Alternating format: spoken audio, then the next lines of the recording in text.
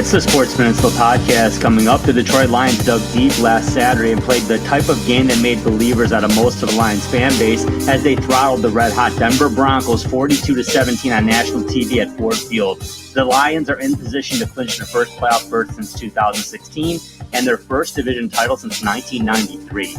Only the Minnesota Vikings stand in their way. We'll recap the big win against Denver and preview this huge game in Minnesota on Christmas Eve next. Now, here is your Sports Peninsula team. Welcome, everybody, to the Sports Peninsula podcast. My name is Dave Drzinski Drew. It is Thursday, December 21st. We're 4 days away from Christmas.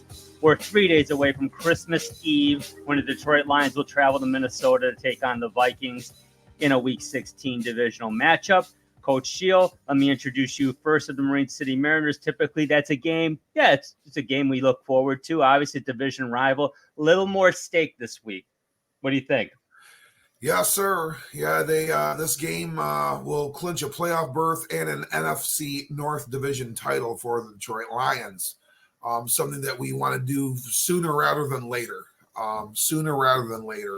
We want to control our own destiny that way, and it'll help us become healthier, and also trying to move forward because we won't take the pedal off we can't take our foot off the gas. We have to continue to win because top seeds are still available. It looks like the San Francisco 49ers are destined for a bye, but the Lions very well could wind up being the second seed.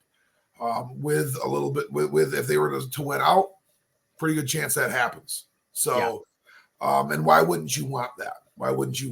So that basically, if somebody's able to knock off San Francisco, first of all, you'll be guaranteed not to have to play. That would be something, rest assured.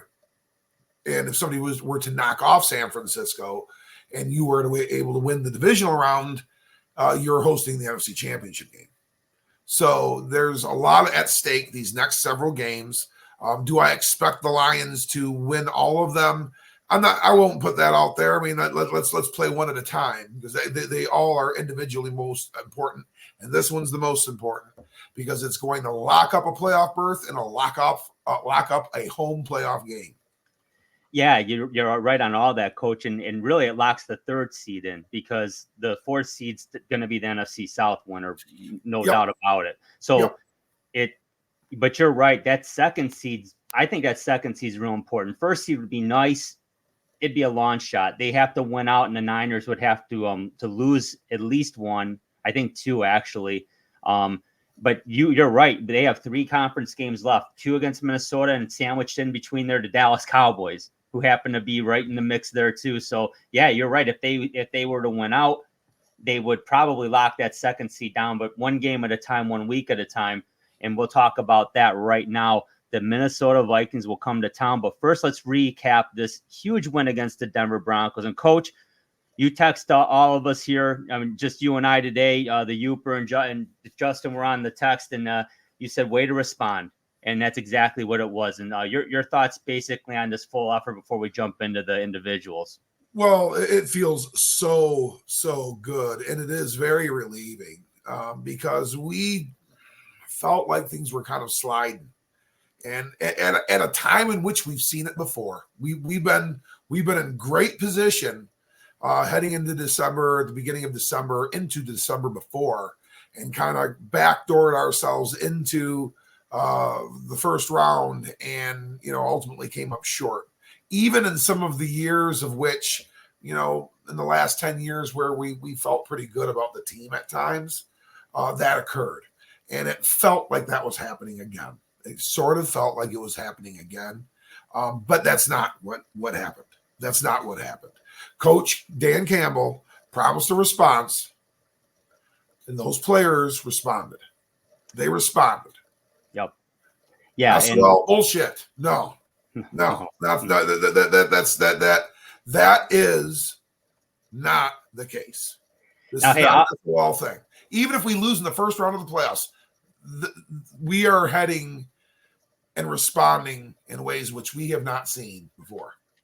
Yeah, I mean, I was wrong. I picked against him last week, but coach, I actually wanted to, and I didn't have I didn't have the nerve enough to pick against him against Chicago. I've only picked against him twice all season. The first week against Kansas City and this past week against Denver, because I didn't, based on what we've seen the last 5 weeks prior to this game, I just didn't see them flipping the script the way they did. But they did, and look what happens. This is the Detroit Lions team we really fell in love with over the first 7-8 weeks of the season, and then they kind of went away a little bit.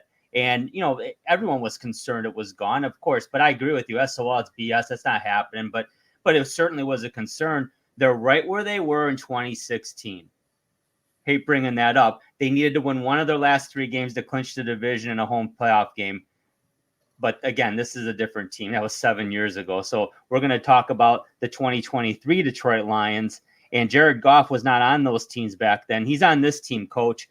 And this is a pretty nice stat line, pretty clean here. No interceptions, a QBR rating that's outstanding, 134.6. He's 24-34 for 278 yards, 5 touchdowns, not 4, not 3, 5 touchdowns. Jared Goff was on point. I know he had help out there, but this team's going to live and die by that offensive line and Jared Goff. Coach, your thoughts on his performances? He was sharp. Jared Goff needed to respond. He needed to respond.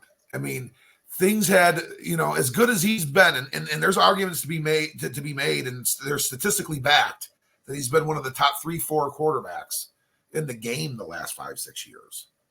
And that includes Pat Mahomes and some of those things. And he's played to the tune better than 26, 27 quarterbacks this year, maybe 28. I mean, he could be, he's a Pro Bowl caliber starting quarterback in the NFL. And there were questions about him being the guy that is going to carry us forward, because if we went in one of these backslides and backdoored into the playoffs and got knocked out, there'd be plenty of arguments to say we have been here before and we may need to look at this position too. It's still something that they should look at, because we have to ultimately, Jared Goff is going to get a payday someday. And it's going to be a handsome one at that too. Could it very well be with us? Let's hope it is, when we have performances like this. 134.6 QBR against a team that, yes, they had that god-awful game against Miami earlier in the year where they, got 70 put up on them. Mm-hmm. They played much better the last 7 games after that, or 6 games after that. They were, 6-1 going into this game. They were being touted as the hottest, and they probably were the hottest team in the league coming into that game, and they were highly touted. It was Russell Wilson, that deservedly so, coach. So that's why this game is huge, because this was a red hot team that came in like they were going to give Detroit fits, and no, sir, not the case. And he was brilliant. 10 incompletions, 5 touchdowns, to no interceptions, no turnovers. Boy, good things happen when that starting offensive line is all put together and able to go, because they're 5-0, and this guy puts up numbers when they're all out there at the same time. Yeah, and before we get into the rest of the skilled players, let's talk about that line. Some folks I know will get slivers and they'll have Band-Aids on for 5 days. Some folks I know get a head cold and they're in bed for 5 days. Frank Ragnow had a meniscus clean up a little bit and missed 1 game. And back at it the next weekend. Outstanding performance, getting him back, moving Glasgow back to right guard. Taylor Decker was able to go. Jonah Jackson's back. Sewell's just been outstanding all year, but what a difference it makes when those 5 guys are on the front line blocking. Coach, talk about their performance. Well, I have yet to ever meet him. I hope to one day meet the great Frank Ragnow, because he's very, very good friends and dear friends with our good friend, Pete Patsalis of Hooked One Charters in Marine City, and the former Marine City Mariner football player, class of 2014, 2013 state champion. They're dear friends. But it's the character that man has, along with his physical toughness and ability. He is a very good athlete. Yeah. He's a very athletically built guy. Man, is he a special center. He has gold jacket potential. Depending on how long he plays, and if he can stay relatively healthy, he's got gold jacket potential. Jonah Jackson is somebody that we'll have to have a pretty good discussion about in further episodes, Drew. Yeah. Because he did miss a good chunk of time, but what have we done when he's been in the lineup? We've won. Yeah. So, that is something we need to talk about too. Graham Glasgow has become the right guard. And that's just 100% what it is. And we're in good shape that way. If that's something that we address during the draft, so be it, because yes, we're going to have to try to re-sign Graham Glasgow too. And I'd be very, very interested in doing so. And we know about our offensive tackles. But I tell you what, if that unit is out there, we beat Denver 42-17. We beat Kansas City, minus Kelsey, I understand. And I know that they are not necessarily the Kansas City of last year. But, I mean, we can beat teams, very good teams, if that offensive line is intact. Well, you know what? We're not intact here, Coach, but we are adding the Uper Brad Harrison, kind enough to join us from his home after he did some work for Marquette and the basketball team. How you doing, Brad? Yeah, man, 42-17. I didn't want to miss this with my boys. Yeah, we were glad to have you. And Coach was just talking about the offensive line, Brad, and we talked about how good Jared Goff has played in this game and really all year. To break it down, Coach, you said he probably been better than 27 or 28. I'll one up you, 29. He's number 3 overall in attempts, completions, yards, and touchdowns. He's 6th in QBR rating. He's had a hell of a season, but yeah. But he's so much better when Big Frank and the gang are out front. Brad, talk about that performance. How did you like that offensive line in that game?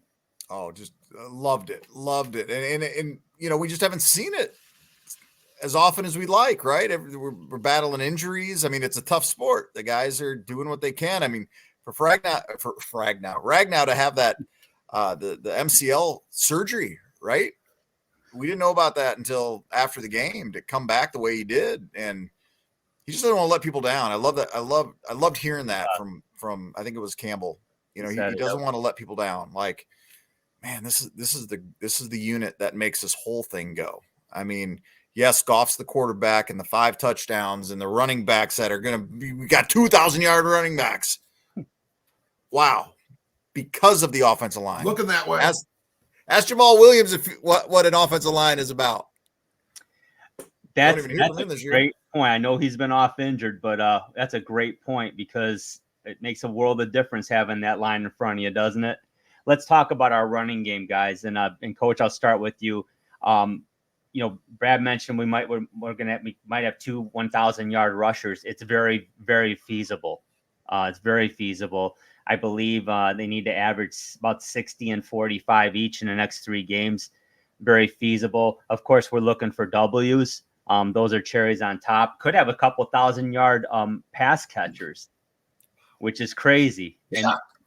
And I don't believe any team has had 2 1,000-yard rushers and 2 1,000-yard receivers in the same season. That would be something else. Here's one of the guys that are trying to make it happen. It's David Montgomery. 17 carries, Coach, 85 yards rushing. Very economical with those carries. Talk about David Montgomery. He's really that meat and potatoes back. He gets the hard yards. He gets, he's often the guy who gets it on first down. He will start drives for us. He'll finish drives for us. But in between, he's just one of those guys that's a 4, hopefully a 4 or more yard per carry back. And he's really just been that guy and super consistent. And, Dave Montgomery's kind of like the bedrock type guys. He's one of the pillar running backs. Jameer has been, I know we're going to go over him here in a minute. Can maybe have a little bit more of the flashier runs and the bigger plays. But Dave Montgomery really kind of is the signature and defining signature of that running game. And, this organization has produced 3 1,000-yard receivers in one season. We could be also one of the few to ever have 2 1,000-yard runners. I think was there 5 before us? There something like that around there. Yeah, it's not where you'd have 2 1,000-yard rushers and 2 1,000-yard receivers. I doubt that's ever happened before. I don't think it has. No, I don't think it has. Yeah, you're right. Johnny Morton, Herman Moore, and Brett Perriman in 1995, and then Barry had his 1,400 plus yards that year. But right. There's it only counts if they do it by the 16th game. If all these records hit on that 17th game, asterisks. That's true. Kidding. The Roger Maris rule, right? Hey, Brad, let's talk about Jahmyr Gibbs. Coach brought him up. He only carried 11 times, and he only had 100 yards rushing for a touchdown. Dave Montgomery's the thunder to Gibbs lightning, but oh my goodness, man, this guy is just showing every week. And Dan Campbell, I love the comment in the press conference. He just had this big ass smile, and he's like, "Yeah, Gibbs and Laporte are pretty good," because a lot of people gave Brad Holmes a lot of crap about that, because I think they're doing pretty well, and they are. Yes, but talk about Jahmyr Gibbs' performance. Well, I mean, we're just seeing a kid get more and more comfortable in the game. You know, the patience. We're seeing patience. We're seeing him. You know, let the blocks happen and then hit the hole, right? Like, I just think there's more of a comfort ability on the field that we're seeing. And I feel like there's healthy competition between the two, right? They want to top each other. This isn't, he's taking my snaps guy. Like, that's not happening right now. And I hope it never does, but these are two men who understand their roles and are becoming stars in their roles. So it's a long season. You know, we're still counting on a lot of young rookies who haven't played this much ball, but man, they're talented young rookies that are playing this much ball. So I really just want it all to start now.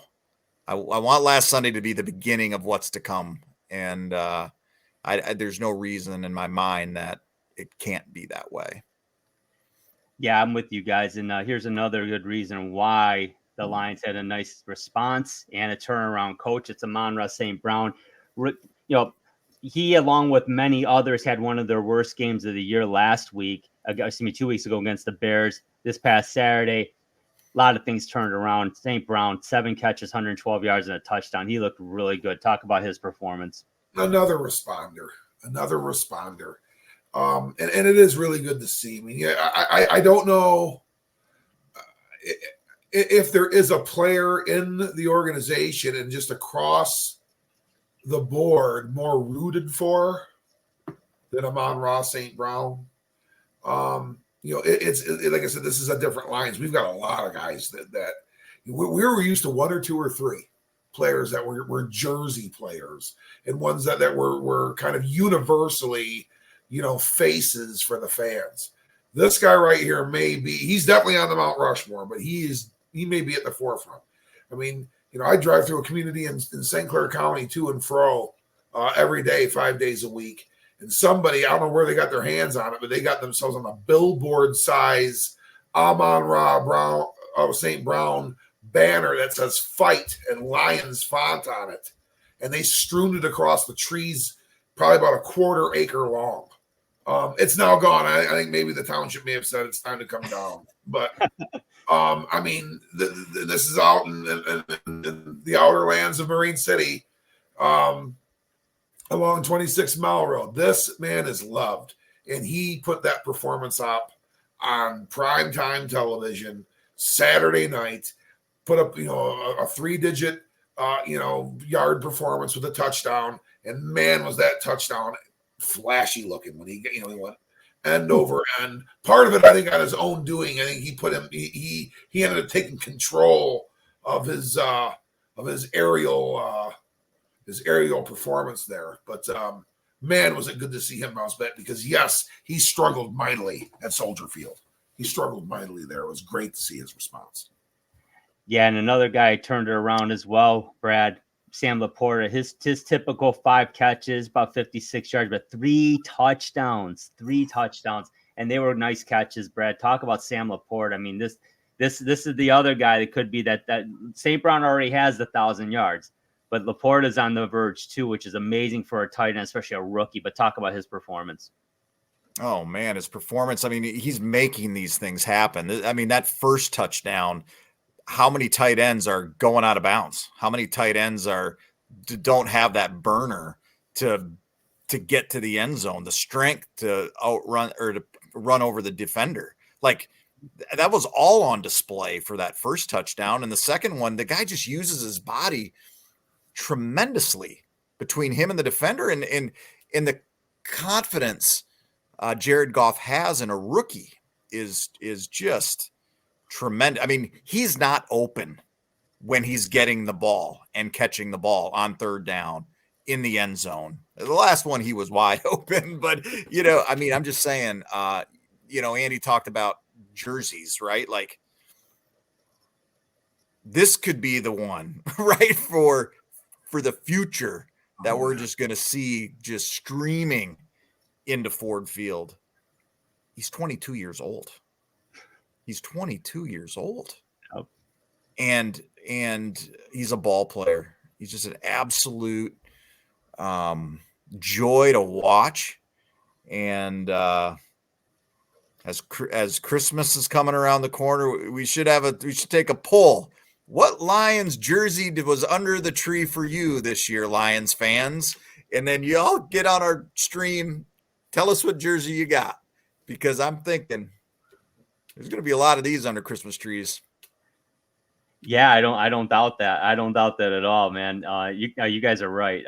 St. Brown and Laporta have been so clutch this year. And again, everything, this truly a team sport, truly a team performance, because this team has lived and died with everyone we've talked about to this point. You're missing a Jonah Jackson. They've been able to piecemeal it together. You're down Jackson and Rag now. It's bad news. You certainly can't lose Jared Goff. They've had Montgomery out for times. They had Gibbs out for a game. They lost St. Brown for a game even this year. They've been able to overcome a lot, but man, they are a fun team to watch, not just because we're fans, but they are really entertaining to watch when they're on their game like they were last Saturday. Coach, let's talk about a few others right now. Jameson Williams, he was more active. He didn't have any touchdowns, 4 for 47, but he was targeted, I think, 6 or 7 times in this game, and he definitely had a bigger presence in this one. What are you seeing different from Jameson Williams now that we weren't seeing 5-6 weeks ago? Getting more reps and getting more traditional, routes and just traditional role usage within his reps. He's starting to become used as a rotational piece at wide receiver, and then and he is going to be a guy that's going to get real hot, because he's going to be able to break some routes off and really make some guys look silly at times, especially on some of those stick routes where he can really accelerate and go downfield and just stop, basically, and everybody else still is moving, and that's when the ball gets thrown to him. Those are the type of things we're seeing, or some comeback routes, because he can come back just as well as he can explode downfield, and then once again plan and get going again. We weren't just seeing it in bubbles and screens and bombs, that we had been seeing it, or reverses and kind of like sub package kind of spicy plays, if you will. He was getting some more of those meat and potato plays. I know was using the meat and potatoes reference with Dave Montgomery, but he was getting some of those meat and potatoes reps at wide receiver. That's good to see.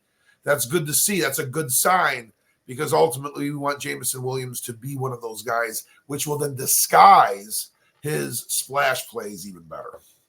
Coach, Christmas is just around the corner. I think I'm thinking about those holiday festivities too, man. We're gonna have some feast over here as well. So meat and potatoes sounding pretty good. Meat and potatoes are probably on the docket for a lot of people right now, so we might as well start talking about them, right, Drew? There you go. Have wins football games too, right, guys? That's the beauty of it. Josh Reynolds, he had 2 catches for 41 yards. Khalif Raymond also had a catch for 12 yards. Again, getting contributions from everybody. Talk about just as a whole, this offense.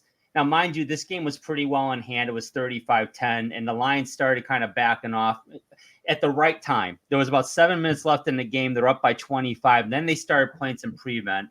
Denver came down and scored. Lions came right back down and got Sam Laporta the hat trick, his 3rd one. But overall, Brad, this offense, talk about the passing game as a whole, man. They got it done.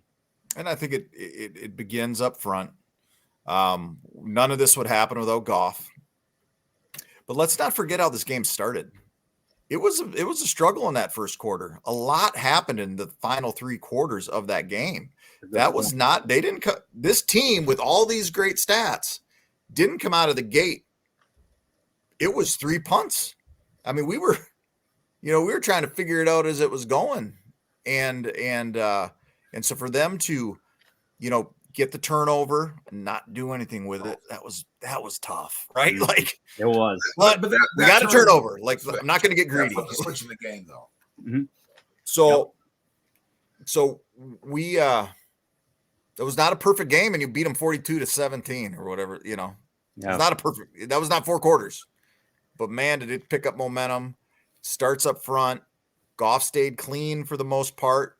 Turnovers weren't a problem. And these receivers are reliable. Raymond with 1, but Josh Reynolds.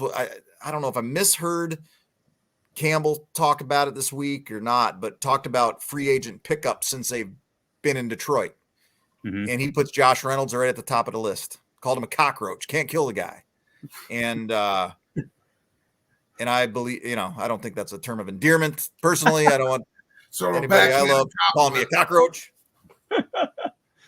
They're resilient. It's a term of endearment. They're resilient and tough. I'll take it that way. I'm sure that's what he meant. But you're right, and it's a perfect segue to the next talking point here, Brad, and that's the defense. Because I agree, and even the first defensive series wasn't looking too great because Denver kind of. It was a 3rd down. They got a big play, and they marched right down the field. But then the fumble, and then Mr. Bugs took over. And Coach, you saw 96, and there he is up there on the screen. That was right after he recovered that fumble and rumbled down the field 30, 40 yards. But that play seemed to set the tone. And then shortly thereafter, the offense kicked it in gear. But just before I ask you about their performance, let's talk about the numbers here. 83 rushing yards against. That's more like it. Sub 100 yards against rushing. That's excellent. 223 passing yards against. That was Russell Wilson over there, folks. And people can say, "Oh yeah, he's not like he used to be." He isn't. No, he's not. But he's been outstanding over the last 7 weeks. So as hyped up as Denver was coming into this game, that's why I'm saying this game, Detroit made a statement because they took a red hot team and just spanked them. And Russell Wilson's a Hall of Fame quarterback, and they put him in his place. They only allowed 17. Like I said, the last 7 of those when they were playing some prevent. They got to Wilson a couple times and sacked him. He was under duress a lot. They forced the fumble. They didn't get any interceptions, but they did. They had the time of possession slightly in favor of them, Coach. But everything worked well enough to secure this victory. But this defense is what set the tone in this one. Talk about your thoughts on their performance. 100%. Your last phrase, really, says it all. Is that they set the tone. The gates opened, for all intents and purposes, and we were getting shoved, bumped, and knocked around in the shallows. It did not. This game did not start off very good. We punted, and they were just gashing us for yards. That turnover was literally the lever switch getting turned over in momentum that never, ever came back Denver's way. Never came back that Denver's way because the offense was needing to get they were getting knocked. They had to get their feet. They had to get their footing. It was going to take a second. We needed a defense to hold things still and keep things at bay so that we could get a hold and start dragging people out to the deeper water ourselves. And it was all on the defense to do this. This was a defensive game, and this is how a lot of playoff games and championship games are. Okay, let's look at championship October baseball. Those games are often 0-0, 1-0, 1-1, 5th, 6th, 7th inning. Yeah, and the final scores are 6-4, or 7-5, or even wider margins, 6-1, or whatever. Things happen in the latter periods of the game. and plays are made, things settle in, and we need our defense to do that for us. And they did that perfectly. They kept the Denver Broncos at bay. They got that turnover and flipped the field, and got their footing. We were good to go from there moving forward. Got a lot of 3 and outs, several 3 and outs in a row. And then we also, then maybe they got a couple of plays, but we were getting the ball back. We were fantastic on defense after that. So great response by Coach Glenn and company, because honestly, there have been plenty of performances by this defense that could, have us looking at the big picture at the very, very top of how this defense is constructed and who's constructing it. Because at times it's just not been good enough. And that is a concern. But that certainly was the response that we saw today, a defense that was being played more like it was at the beginning of the year. Yeah. Yep. Yeah, exactly. It's amazing. And Brad, I'll turn to you next. But yeah, they've been very Jekyll and Hyde. They've been at times outstanding, like we saw last week, like we saw against Kansas City and several other games. And then even the Raider game comes to mind as well. And then we remember how they were against the Chargers and against the Bears a couple weeks ago. Rough performances. So, this team, but again, and I go back to what Dan Campbell says, Brad, and it's like this is the team that we started with. This is the team that got us here. This is the team that I believe is going to take us to where we need to go. What stood out to you in that game against Denver, or in any unit or any specific player or players that really stood out to you that really helped set this tone? If you Melifonwu, right? Yeah. Like you just said, like these are the guys we're coming with, right? Like they didn't go make these splash trades, but they're holding players accountable. Tracy Walker, Jerry Jacobs, guys who made plays for us and also let us down. They're making hard decisions on that roster. And I think you've got to take notice. They mean business. You're going to perform, or they're going to try something else out. Reeves Maven getting more defensive snaps. Yeah, so these aren't the same guys that made mistakes before. True. They're going to get there's other talent. Now, we'll see what the next game has to offer. And, but I would tell you, that's the most impactful thing in my mind as I watch the game, just hearing these new names and hearing Dorsey's name laying lumber, right? Like, and the other cornerback slipping my mind. The second game he's played for us. When they picked up from the Bears. Yep. Thank you. Vildor. Right. Yeah. He's got to be getting snaps because of what's happening Monday through Saturday. Because wearing Bruce McNorton's number 29. Yeah, there you have it. Chilly. So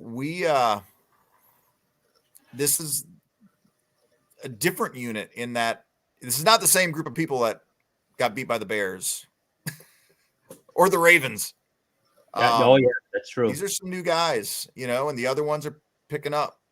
So it's still, sometimes I feel like it's the weak link, but then sometimes I feel like this is the group that kept us in it, to Coach's point. I mean, Melifonwu coming in on that blitz and Aaron Glenn blitzing more last week than we've seen all season. And is that something we're going to see a bit more of? And we got caught a couple times because you got to get home. You got to get home. If we're going to trust you to blitz, you better get home. Yep.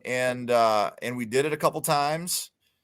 And so I love to see it. I mean, that's the fan in me just thinks, I'd be a terrible coach. I'd be a terrible coach. I'd want to blitz all the time and be out of the league in less than a year. But I don't know. I'm impressed with the hard decisions that are being made with the roster. And kudos that we have somebody that we could bring in like Melifonwu. Yeah, and before we go into this next game coming up against the Vikings here, I did want to ask you, Coach. Brad brought up Melifonwu and the blitzing. I don't know if you've noticed this year or not, but I'd like to get your opinion. obviously he blitzed a lot, but it was a delay blitz. And I don't know we've seen that a whole lot this year, but it's very effective against this team. What are your thoughts on that scheme? Well, it's one you can't live by. You cannot live by doing that. If you do, we will meet our maker. That's like living by the 25-foot jump shot. That's living by the 3-run home run. These things are the things you cannot live by. But it's that timed blitz. It's a version of zone blitzing is really what it is.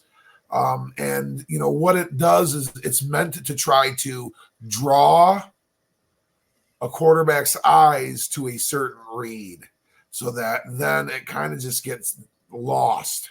Typically from the backside is where you see it.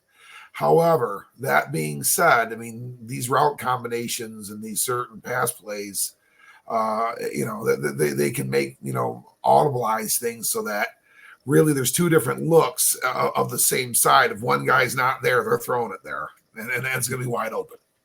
So, it's a matter of time before we get caught on it, too.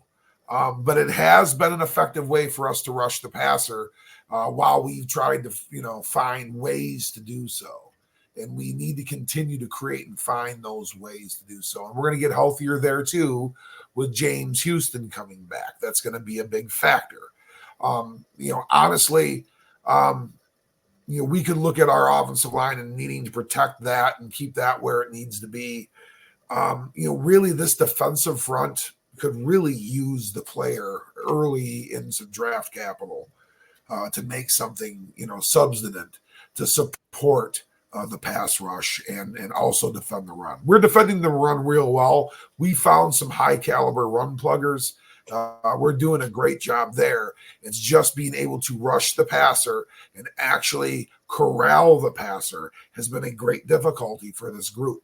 And that includes number 97. There's times where he's it's not that he's outmatched or anything like that, but he's worked so hard to get there that sometimes he just cannot finish. He's just not able to do it. And yes, he's being schemed against. There's no two doubts about that too. And that's making his life difficult. And there's not a real great responder, in your traditional pass rush sense. So we've had to get real creative with those things. We got to be careful with it. But kudos to Aaron Glenn. He found something that worked, and boy, did it. Because Melifonwu was just an absolute legend on Saturday. I totally agree. He's one of the best players on the field. It was like he was shot out of a cannon when he was blitzing. I mean, really, he found here real quick, and it's like it was huge. It made a huge difference. It was the blitzing and the pass defense, right? That ball he knocked out coming over the top was a thing of beauty. The timing was impeccable. Yes. From what I understand, fellas, he's gonna get some. What's that? Made some great plays on special teams too. Great plays. Yep, exactly. And from my understanding, he's going to get some help this week, potentially. Number 2 is coming back, C.J. Gardner-Johnson. I don't think we can understate how much not only he's going to help them on the field, but he's what he's gone through to get back. And, you love him or hate him. I mean, I'm sure if he was on the opposition, we wouldn't appreciate his tweets and what have you, but he's not. He's on the Lions, and we enjoy it. And that is what it is. But, man, this guy is just going to inject some life and some extra swagger into that defense. And they could use it. They could use it a little bit. He's nasty out there. And he's going to make – we only got to see him a couple games. But, man, I mean, I liked what I saw against Kansas City and even Seattle. I mean, they were playing tough. I mean, they don't handle the Seahawks real well. But, I loved how he looked in week 1. And the guy was a warrior, played with a torn pec in that second week. He's coming back. Fellas, they're facing the Minnesota Vikings. And, Coach, I'll start with you. The Viking offense, very potent. Alexander Madison, Justin Jefferson, young Jordan Addison, the rookie, who we certainly liked in the combine. Certainly we had him pegged as a first rounder. He's lived up to the hype. Where they've had a revolving door is at the quarterback position. Unfortunately, Kirk Cousins goes down against Green Bay and tears his Achilles. and they had an answer initially in the young man Jaron Hall, who they drafted out of BYU. Didn't work. They pick up Josh Dobbs from Arizona. He actually played very well considering. But then he got nicked up, and then he had some struggles. Now Nick Mullins is in there, and coach, he played pretty well against Cincinnati, although that's a banged up group, but still they played very well on the road against the Bengals last week in the losing effort, which is why this game now is for pretty much everything. The Vikings know if they win out, they can win this division as long as they beat Detroit, obviously, in both those games, and they're counting on Detroit to lose against Dallas. They have to beat Green Bay. Let's not let them get to that point. So what is it going to take to stop this offense, coach, on the defensive side for the Lions? Well, the given's got to be, and it always needs to be, stuff the run. Alexander Madison's, he's a very good, good back. And this is a team that has long had a history of being able to run the football well.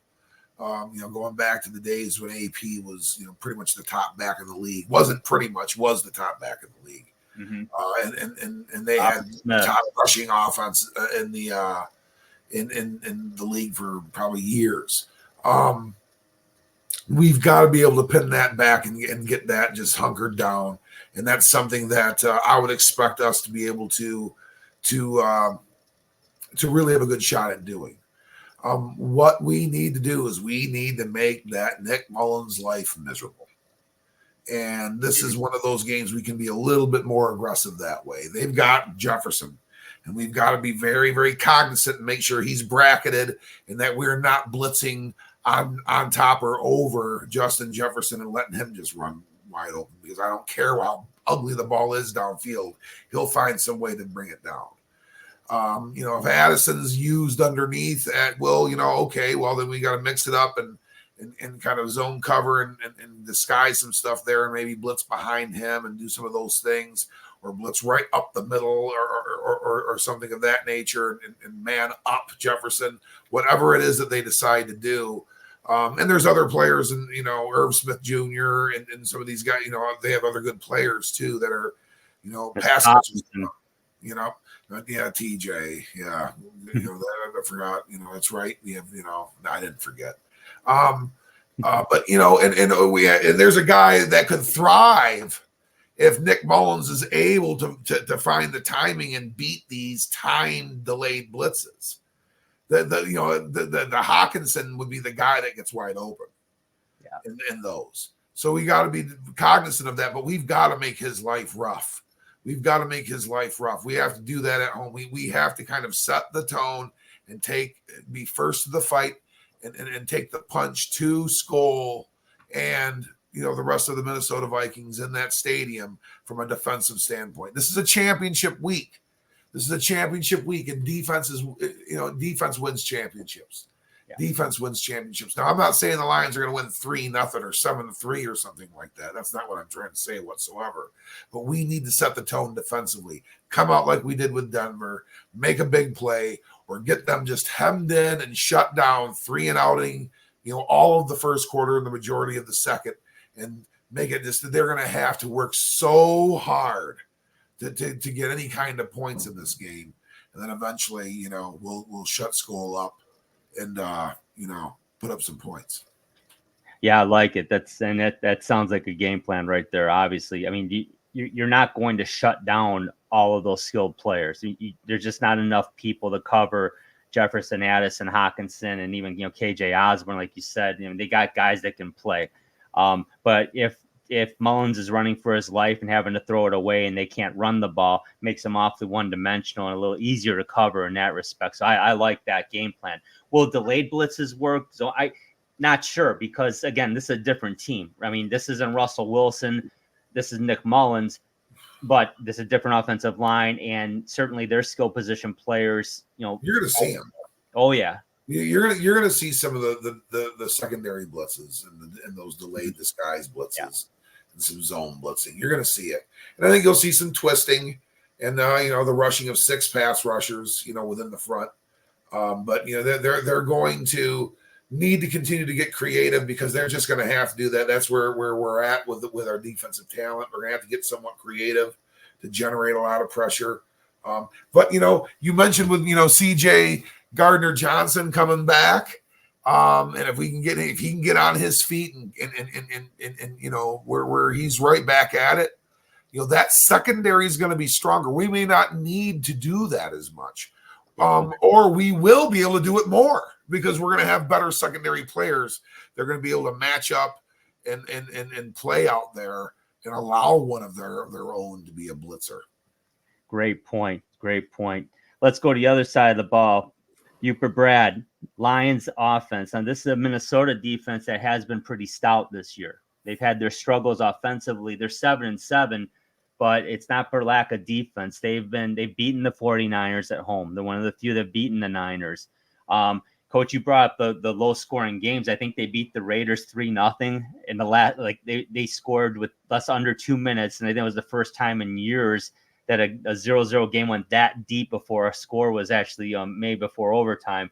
The Bears game was a 12-10 game. Brad, do you see the Lions offense struggling like that against this Vikings defense? And then, it's led by Mr. Hunter. Well, make no mistake about it. They are the defending NFC North champions. And when Kirk Cousins got hurt and out for the season, I think a lot of people just wrote this team off. They've won 7 games in strange ways. That Raiders game was ridiculous. Come on, Oakland, you're at home. Win. I'd rather let this Vikings team be 6-8 and not 7-7, and you kick the field goal, man. But the Vikings have had a lot of charmed outcomes the last 2 seasons. They sure have, right? And we don't need another one or 2. But why that happens, I think is a lot is their defense. I'd hope I take this to the grave. Andy Shield last week talked about how to beat the Denver Broncos. And it was brilliant. And we need to do the exact same thing to the Minnesota Vikings. We need to control the ball. Yep. We need to have the run game set up the pass. Can we do this against the Minnesota defense? It's going to be harder to do against this defense, I think, than it was against Denver. Yeah. But that's the key to this game on Sunday is control the line of scrimmage. We have the men to do it. And just keep their defense on the field and score touchdowns, because the skill that Minnesota has on offense is impressive, aside from the quarterback. And Mullins has won games in this league. He's not some scrub. But, I would tell you these 2 games against Minnesota are they're concerning. They're not ready for a Detroit parade down Woodward to become the new NFC North champions. This is not what they're signing up for. This is going to be a football game. And I hate that the league set it up this way, but it sure makes it entertaining. I know why they did it. Yeah, it's gonna be fun. Christmas Eve, 1 p.m. And you mentioned the defense. Danielle Hunter has 15.5 sacks this season, guys. I mean, that's some scary stuff. DJ Woonham has 8 sacks this season. So this team gets at the quarterback. They're aggressive. This is Brian Flores led defense in Minnesota. We know how he coaches. He's aggressive, and this defense plays like it. They can be had on. Their offense has been just good enough, quite frankly, because they've had just a plethora of injuries. They had Madison out for a time. Obviously, the quarterback position's been a revolving door because of injuries. Jefferson missed 4 games during the season, but guys have stepped up. Hawkinson stepped up for them, to his credit. They've allowed 1,288 yards rushing this year, which bodes well for the Lions. However, they've been able to muster 1,380 themselves. They've allowed 3,100 passing yards, but they've managed almost 3,500. So they play. I don't think this team's wildly consistent. I haven't seen every game they played this year. I've seen enough to know that if the offense is struggling, the defense is usually picking them up, and vice versa. The defense hasn't struggled much this year. The offense has had its moments, but obviously, yeah, they're a good team. Right now, they're a 6th seed, and solidly in the 6th seed, and they certainly want. This game means everything to them. They have to win this game, or they likely would be out of the playoff spot, and would have to get some help going forward to get back. So this is a critical game for them. They're going to be a desperate team, and they're at home. Let's get into some predictions now before we wrap this one up. And Coach, start with you. How do you see this one shaking out for the Lions? Are we putting a banner in Ford Field, or are we going to have to wait? Yeah, I don't bet again. I always go. I'm gonna have the same record that the Lions have. I'm gonna have the same record as the Lions have, because at least through this regular season. That's the way I see it. I don't see a backslide from the response that we saw this past Saturday. I just don't see that. I do see it a defensive slugger, and I think it's going to take some time, and I think the score is going to be relatively low, probably for NFL standards anyway. I'm going to go with 30 total points, which that is low. That an over under of 30, that's low. But they're going to be battling out tooth and nail. There may not be a touchdown even scored in the first half. Maybe not. But I'm going to go with a final score of, for the first time in 30 years, 30 seasons on the nose, the 2023 NFC North champion Detroit Lions 20, Minnesota Vikings 10. I like that.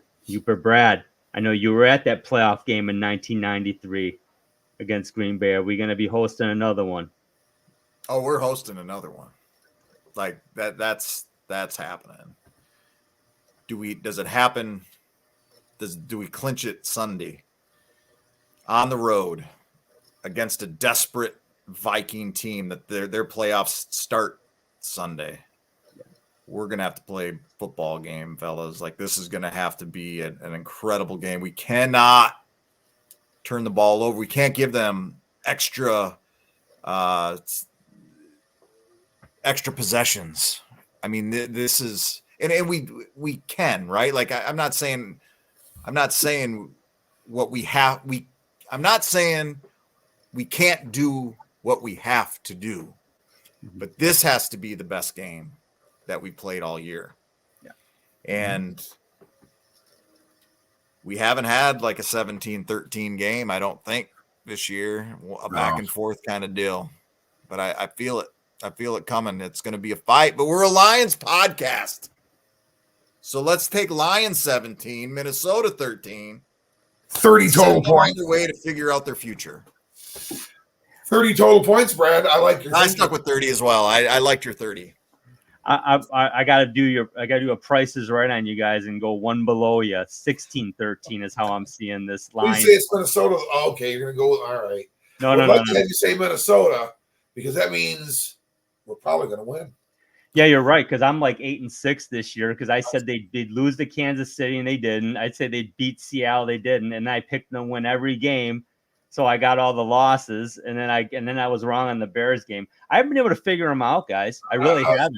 I was teasing you, man. No, but it's true. I openly admit it. I mean, they played so well, and I picked them though. I couldn't pick against them, and then I finally caved in. And then I'm glad. Like I said, I'm more than happy to say I was so wrong about the last game, and I don't care, because I'm just happy they won the game.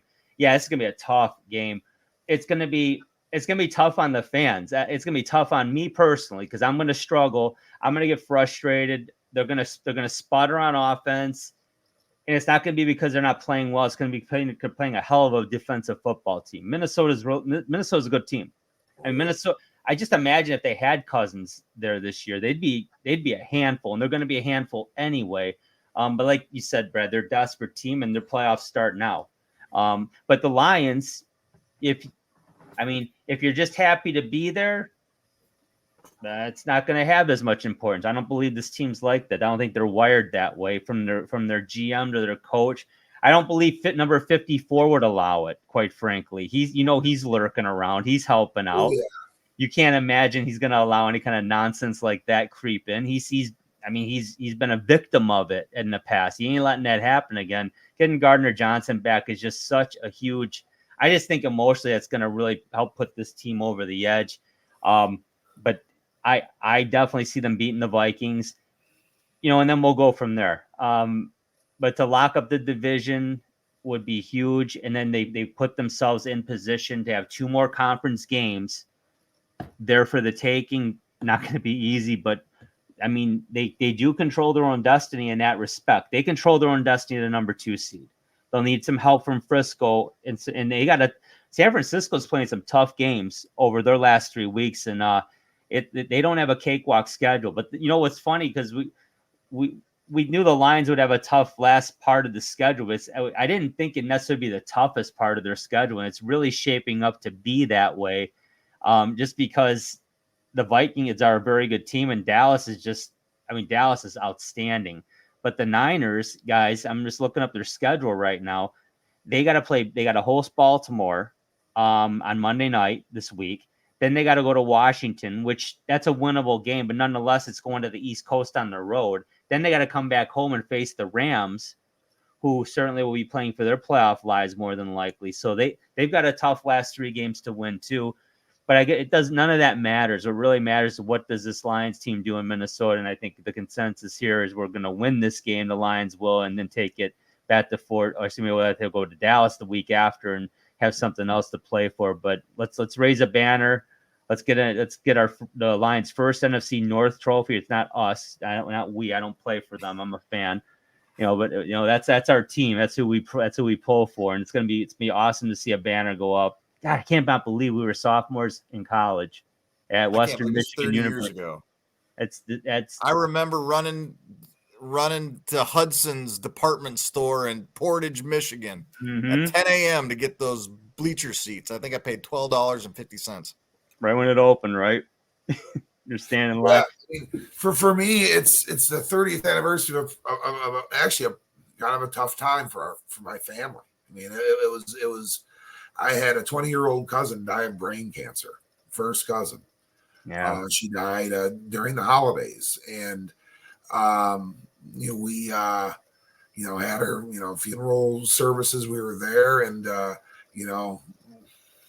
we had a radio available, and with Frank Beckman on the call back in those days.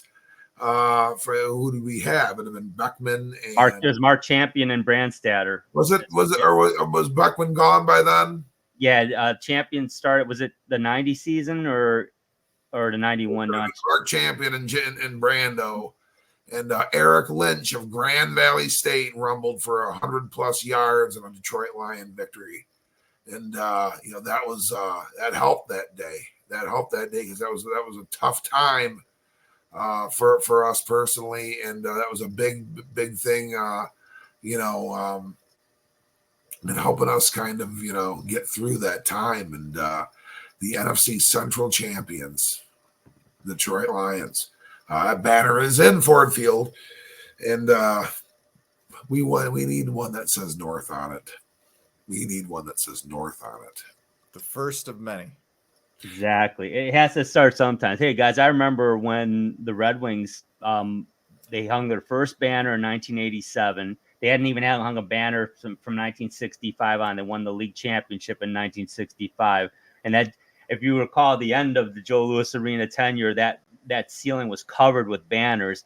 There was a time when there wasn't a banner up there from in the decade of the 70s or 80s, and they hung up the North Division Playoff Championship banner, which that was stretching a little bit, but there were many more to come after that. And let's hope we see something similar to that with this Lions team. They're certainly building it up the right way.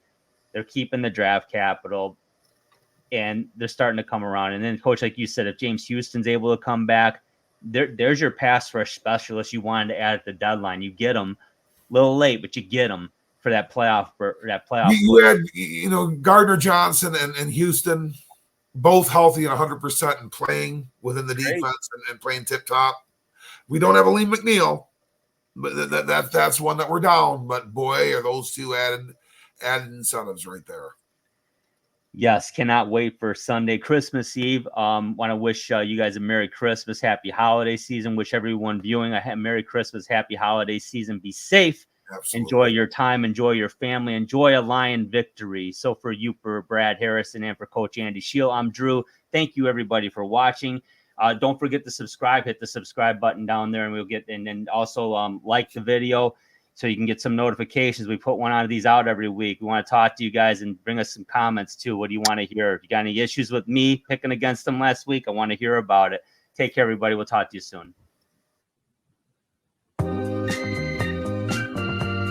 This has been the Sports Peninsula Podcast. To subscribe to the podcast, simply click the subscribe button on our YouTube channel's homepage and give us a like. You can also follow our audio podcast on multiple platforms, including Apple Podcasts, Amazon Music, and Google Podcasts, just to name a few. Give us a follow on Twitter. Our handle is @SportsPPodcast to check out our latest releases. Thank you again for watching and for your support. Remember, when you want to hear all about sports in the great state of Michigan, there is only one Sports Peninsula Podcast.